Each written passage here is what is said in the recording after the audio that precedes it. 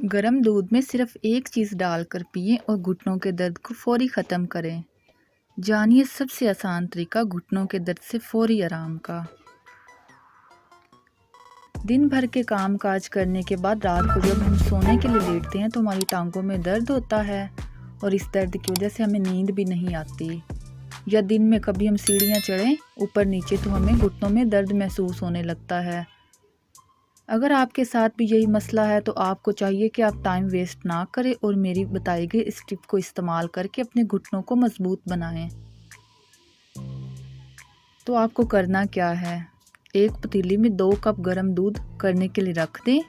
इसमें अब आधा चम्मच गूंद कतीरे का डालकर इसको 15 मिनट के लिए पका लें।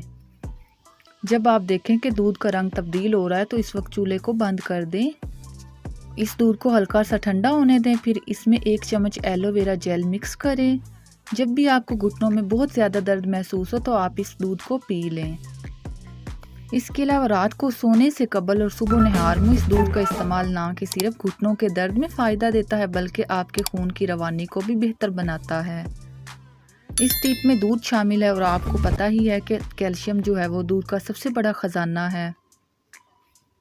इसके अलावा गोंद कतीरा और एलोवेरा भी शामिल हैं जिनमें carbohydrate, fats, nutrients, carbons, magnesium और फास्फोरस पाया जाता है जो कि आपके घुटनों को दर्द करने में और आपके घुटनों का फ्लूइड बढ़ाने में अहम किरदार अदा करता है।